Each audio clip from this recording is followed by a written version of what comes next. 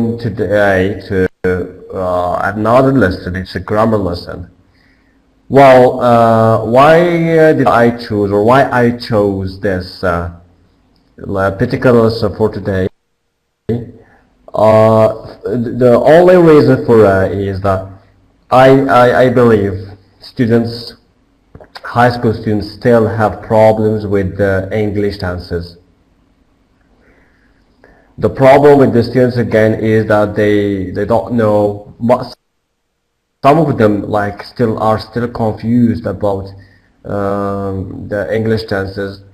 Some of them, they don't know how many English tenses do we have, or what are the rules of the English tenses, or where they can use the English tenses.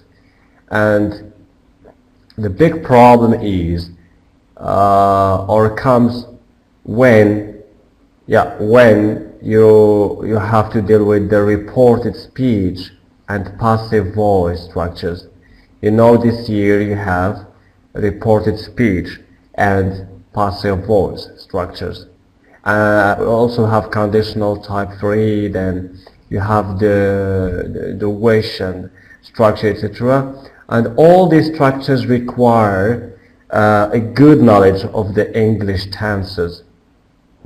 For example, you can never answer or master the passive voice structure or the reported speech structure if you don't know much about, if you don't have like good knowledge about all of the English tenses. So that's why I wanted to shed light on the English tenses, and just to have like a general idea and some knowledge about the English tenses. Well, as you can see here on the screen, English tenses, and it's a sort of a tree diagram. But before my students, every time or before I start explaining the English tenses, I always ask this question to students, just to know if they at least they know how the English tenses, how many do we have. So how many English tenses do we have? No answers? Well, so simply we have three main tenses. Okay, we have the past, so we have the past tense, then we have the present, as you can see here, and then the future. So how many tenses do we have in English? Simply and generally speaking, we have three tenses in English. Okay, past, present, and future. And in each tense we have what we call subtenses. Okay, subtenses. It means tenses within each tense here. So in the past tense we have four tenses. We have simple past, past continuous, and past perfect simple, and past perfect continuous. Let me zoom the page so it would be clearer. So can you see like the page now? Is the diagram clear to you?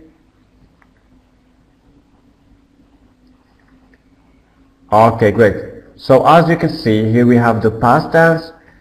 We are going to start with the first simple past. As you can see here, just to give you like a general idea about that, in each tense we have simple tenses, we have continuous tenses, and then we have perfect tenses. Here in the past we have simple past. Then if you go to present past, it's the simple past. It is called simple past, or you can also call it past simple. Well, for the simple past, here you have the rules. To conjugate a verb in the simple past, so the first thing you have to do is to categorize the verb you are dealing with. What does this mean? Simply, it means you have to know if the verb you have there is regular verb or irregular. If it is regular, okay, so we are here, simple past. So if the verb is regular, the rule is as simple as this. It's verb plus ed. Okay, this is the rule. Okay, let me highlight it. So this is the rule. Can you see it now?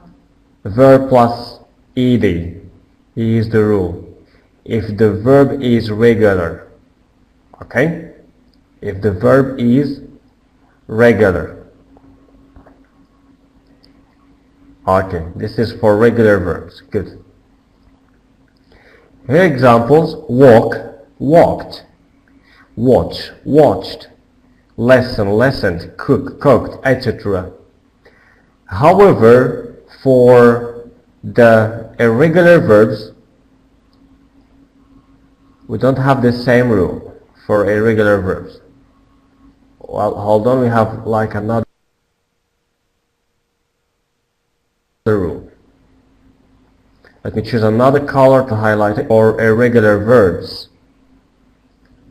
Irregular verbs, the rule says there is no rule.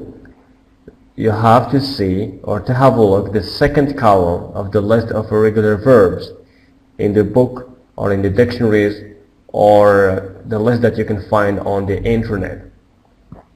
Example here we have go, went, take, took, break, broke, speak, spoke, tell, told, see, saw, get, got, etc. So again, for the simple past, we have two rules. If the verb is a regular verb, the rule is verb plus ed. But if the verb belongs to the irregular verbs list or category, there is no rule. You have to see the second column of the list of irregular verbs. Is that clear? Do you have any questions concerning the simple past? Okay.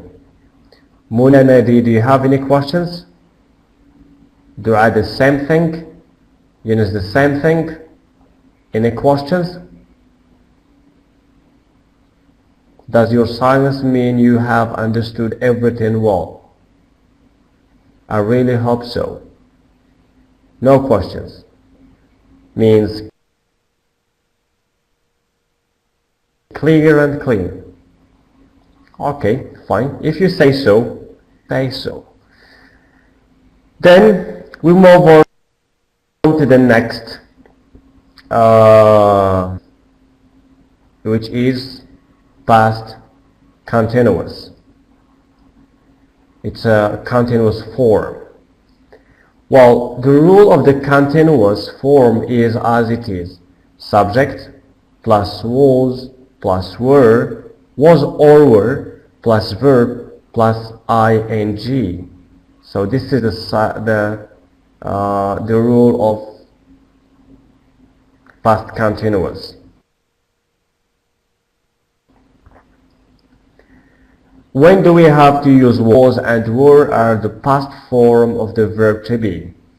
Was when we have subjects I, he, singer, noun, like James, the dog, the door, the car, the student, Ali, Rashid, whoever, it must be singular. Then we use was. And were is used after these subjects. We, you, they, and plural. Plural like you say students, teachers, cats, dogs, cars, James and Tom, Ali and Rashid. Okay, those are plural nouns. Then we use were. The example here we have, or the example that I used here, I was reading a book. I was reading. I subject plus was plus verb plus ing. Just like in the rule here. I was reading a book. The other example is they were doing homework. They, subject, were, this is the auxiliary, okay, the verb to be. Then do, verb plus ing. They were doing homework. Okay, or they were doing like an exercise or whatever. So this is concerning the past continuous form. Okay, it's subject plus was or were plus verb plus ing. Just, okay, I'm back again. Hello. Well, I think Iman, you were like writing something. Well, Iman, here. Okay, today I just wanted to focus on the forms. Okay, I just wanted to focus on the forms. Okay, uses. It means when do we use a tense in English. We are going to see when do we, and past perfect simple. We'll also see when do we use the present simple, the present continuous, the present perfect simple, and the present perfect the future simple, the future continuous, and the future perfect simple, and the future perfect continuous. We're going to go all through the uses of these tenses. But what I would like you first is to know the forms of these tenses first, to master the forms. I mean, where like you hear or you are working on the past or past continuous, etc. Whenever you hear that word like simple past, past continuous, automatically you associate it with the structure of the form in your mind. Okay, it means well, whenever you hear past continuous, then in your mind, like automatically you say, yeah, okay, the rule is subject plus was plus verb plus ing. This helps a lot when dealing with the structures, grammar structures, with the passive voice, reported speech, etc. Okay, so starting from like next time, I'm going to concentrate to focus more on the uses, so that like the image or the English tenses would be very clear to you when you master the forms and when the uses of each tense. This way you would like be able to use the English tenses appropriately, correctly, in the right place and the right time. So clear. Okay, hope what I have just said is so clear to you. Well, after the past continuous, we'll move on to the past perfect. Okay, past perfect is the next tense. So the past perfect is divided into two tenses: past perfect simple and past perfect continuous. Okay, past perfect simple, here we have the rule. Okay, I'm going to highlight a second. So this is okay, the rule for the past perfect simple. Subject plus had. Had is the past form of the verb have. It's an auxiliary here, plus past participle.